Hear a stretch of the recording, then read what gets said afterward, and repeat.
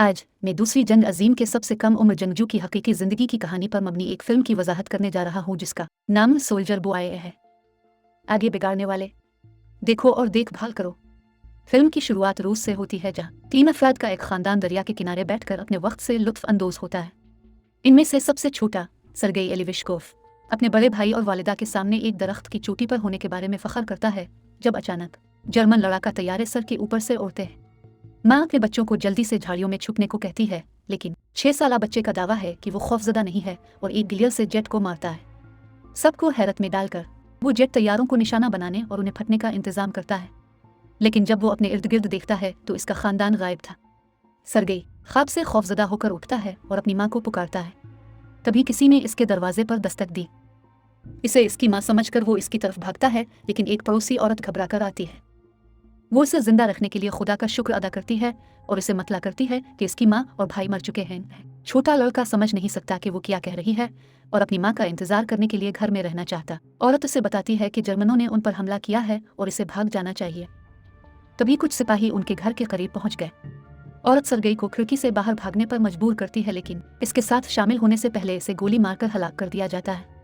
6 साला छोटा अब अकेला है, कोई खानदान और दोस्त नहीं है। जैसे ही सरगेई घर से भागता है वो अपने पीछे अपने पूरे मोहल्ले को जलता देखता है। वो बेकार अपनी माँ को पुकारता है और वहां से भाग जाता है।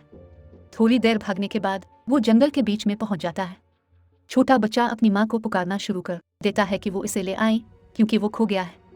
इस रात वो जंगल में रहता है। अगली सुबह जब दुश्मन के सिपाही इसके रास्ते के करीब आते हैं तो हम उसे एक दरिया से पानी पीते हुए देखते हैं। सरगेई ये जानते हुए कि वो खतरनाक है जल्दी से दरख्त की जड़ों के अंदर छुप जाते हैं।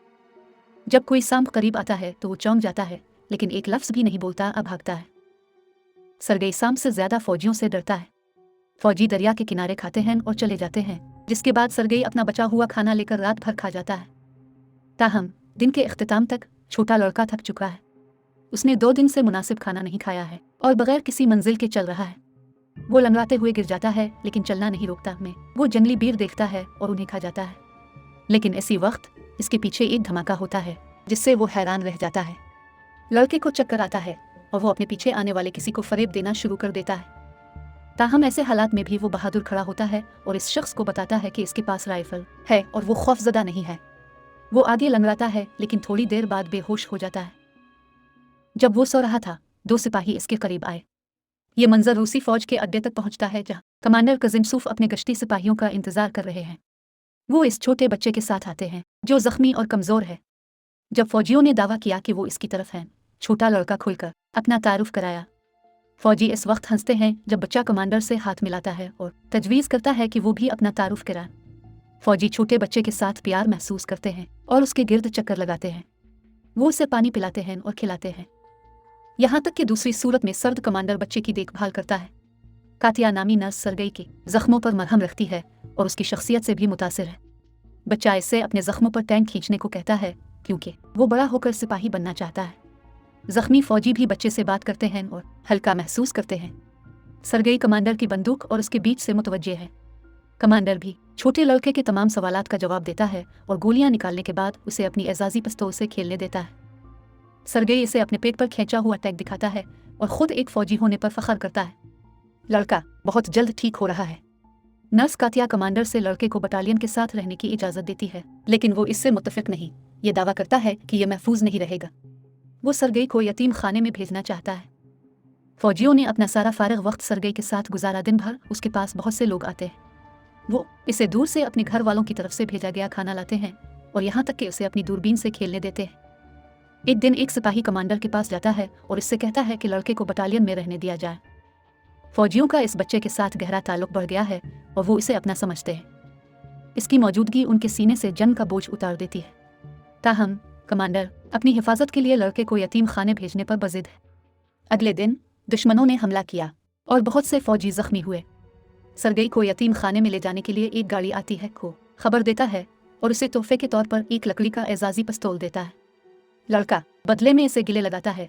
ये दावा करता है कि वो कमांडर की हिफाजत से खौफजदा है। कमांडर उसकी आगोश में पिघल जाता है और अपना इरादा बदलता है। वो सरगेई से अपने बेटे की तरह फौजियों के साथ रहने को कहता है। इस रात सिपाही छोटे लड़के के लिए छोटे सिपाही के कपड़े तलाश करते हैं। वो चांद पर हैं कि सरगई उनके साथ रहे। कमांडर सरगई को जगाता है और इसे कपड़े देता है। वो उन्हें पहनता है और एक हकीकी सिपाही की तरह दौड़ता है। दूसरे इसे अपना छोटा सिपाही लड़का कहना शुरू कर देते हैं। जैसे ही बच्चा उधर उधर भागता है, जर्मनों ने बटालियन पर हवाई हमला किया। फौजी जल्दी से सरगई को महफूज मकाम पर ले जाते हैं और दूसरों से लड़ते हैं। जख्मी फौजियों की तादाद तेजी से बढ़ रही है। सरगई अपने आप को करामत बनाना चाहता है, इसलिए वो प्यासे सिपाहियों के लिए पानी लाता है। इनमें से एक ने इसे अपने घर वालों की तरफ से भेजा हुआ खत पढ़ने को कहा, क्योंकि उसकी आंखों पर पट्टी बंधी हुई है। छोटा लड़का मदद करना चाहता है, लेकिन पढ़ना नहीं जानता। वो खत ले लेता है और इस पर लिखी हुई चीजों को बनाने लगता है और दावा करता है कि सिपाही की गाय घर वापस आ गई है। जब सिपाही कहता है कि इसके पास गाय नहीं है, तो दूसरे इसे कहानी के साथ जाने और हंसने को कहते हैं। वो सब के खुतूत को इसी अंदाज में पढ़ता है और उन्हें खुश करता है। मुंदरजा झेल मंजर में हम कातिया और कमांडर को बात करते हुए देखते हैं। लगता है कि दोनों एक दूसरे की तरफ मुतवज्जे हैं, लेकिन अपने जज्बात का एतराफ़ नहीं करते। बाद में सरगई कमांडर को बताता है कि वो बटालियन में मुनज़्ज़म पोजीशन पर है और खुद को एक के तौर पर मुतारिफ कराना शुरू कर देता है। ताहम लड़का फिर देखता है कि सिपाही का एक स्टेशन हमले से तबाह होता है। कमांडर उसे सिखाता है कि वो मरने वाले सिपाही को खराज अकीदत पेश करने के लिए अपनी टोपी उतारे। अगले दिन वो कमांडर से इसरार करता है कि वो उसे एक मिशन दे और इसे सिपाहियों में खतूत तकसीम करने का काम दिया जाए। वो अपने काम को मुअस्सिर तरीके से मुकम्मल करता है और यहाँ तक कि सिपाहियों को भी इसके लिए रक़्स करता है। अगले दिन सरगई अपनी दूरबीन के साथ अड्डे से थोड़ा दूर चला जाता है। जब वो इसके साथ खेल रहा था, उसने देखा कि किसी की टांग घास के ढेर के अंदर से हरकत करती है। वो वापस बटालियन की तरफ भागा और सिपाहियों को अपनी तलाश के बारे में बताया। सिपाहियों को शक है, लेकिन बहरहाल लड़के के साथ जाओ। जब वो घास के गले के करीब पहुंचते हैं तो उन्हें 2 जर्मन जासूस नीचे छुपे हुए देखकर चूकना हो जाता है। जासूसों को गिरफ्तार कर लिया जाता है और बच्चे की जहानत की तारीफ की जाती है। इस रात कमांडर सरगई को गोद लेने के कानूनी कागजात दिखाता है। अब वो सरकारी तौर पर बच्चे के वालिद हैं। सरगई कातिया के लिए कमांडर के जज्बात को जानता है, इसलिए इसकी मेहरबानी का बदला देने के लिए वो उसे अपने सामने एतराफ़ करने के लिए ले जाता है। लेकिन दोनों उसे एक मुख्तलिफ आदमी से बात करते हुए देखते हैं और गलत तौर पर ये समझते हैं कि वो किसी और में दिलचस्पी रखती है। अड्डे पर जर्मनों ने दोबारा हमला किया। इस बार सरगई फ्रंट लाइन में मौजूद सिपाहियों को गोला बारूद फराहम करके अपनी पूरी ताकत से सिपाहियों की मदद करता है, लेकिन वहाँ के सिपाही इसे वापस शेड में जाने का हुक्म देते हैं, क्योंकि ये बाहर बहुत खतरनाक है। जब वो शेड पर आता है तो वो कमांडर और दीगर को घबराते हुए देखता है, क्योंकि कर्नल से फ़ोन का राब्ता मुनक़ते हो जाता है। टूटी हुई तारों को ठीक करने के लिए एक सिपाही भेजा जाता है। सरगई सिपाही का पीछा करता है और देखता है कि वो जानलेवा जख्मी हो चुका है। वो मरते हुए सिपाही से पूछता है कि वो तारों को कैसे ठीक कर सकता है, और खुद करता है। राब्ता वापस आ जाता है और मजीद फौजियों को बुलाया जाता है। 6 साल की उम्र सब की जान बचाती है। बाद में हम कमांडर और कातिया को दरिया के किनारे बात करते हुए देखते हैं। कमांडर आखिरकार इसके लिए अपनी मोहब्बत का एतराफ़ करता है और इससे सरगई की माँ बनने को कहता है। कातिया चांद पर है, लेकिन इससे पहले कि वो कुछ कह पाती, एक सिपाही उनके पास आया और कमांडर को एक खत देता है, जिसमें कहा जाता है कि उन्हें 20 से रवाना कर दिया गया है। अगले दिन तमाम फौजी सरगई के साथ अपने नए अड्डे के लिए रवाना हो गए। ताहम रास्ते में वो एक बारूदी सुरंग के मैदान से गुजरते हैं, जो उनकी कुछ गाड़ियों को उड़ा देता है। कमांडर जख्मी हुआ, जबकि ग्रुप का आर्डरली जिसके साथ सरगई करीब था, धमाके में हलाक हो गया। वो रोता है और कमांडर को गिले लगाता है। वो जख्मियों को अपने साथ ले जाते हैं और अपने नए अड्डे का सफ़र जारी रखते हैं। जब वो आखिरकार दूसरे अड्डे पर पहुंचते हैं तो वो कमांडर के लीडर जनरल से मिलते हैं। वो भी इस बच्चे की ख्वाहिश से बहुत मुतासिर हुआ और कमांडर को इतना ज़हीन बच्चा मिलने पर मुबारकबाद देता है। अगले दिन इनके डिवीज़न को गार्ड का बैनर दिया जाता है और उसी तरह लड़के को भी। जब जनरल उसे अपना बीच देगा तो वो अपने मुल्क को बचाने का वादा करता है। एक रात इनके अड्डे पर वहशियाना हमला किया जाता है और कमांडर खंडरात के नीचे फंस जाता है। सरगई अपने वालिद के लिए रोता है और उसे बचाने की कोशिश करता है। वो दूसरे सिपाहियों को बुलाता है, जो आखिरकार कमांडर को बाहर ले आते हैं। अगले दिन सरगई एक जख्मी कमांडर के पास पहुंचा। कमांडर को बचाने की कोशिश में उसके हाथ जख्मी हुए। बच्चा अब टीम का एक लाजिम व मज़ूम हिस्सा है। इसका उनके साथ कोई कुंबा नहीं है और वो जंग में जहाँ भी जाते हैं वहाँ से चले जाते हैं। फिल्म का इख्तिताम इस वक्त होता है जब रिजमेंट को दूसरे अड्डे पर जाते हुए देखा जाता है।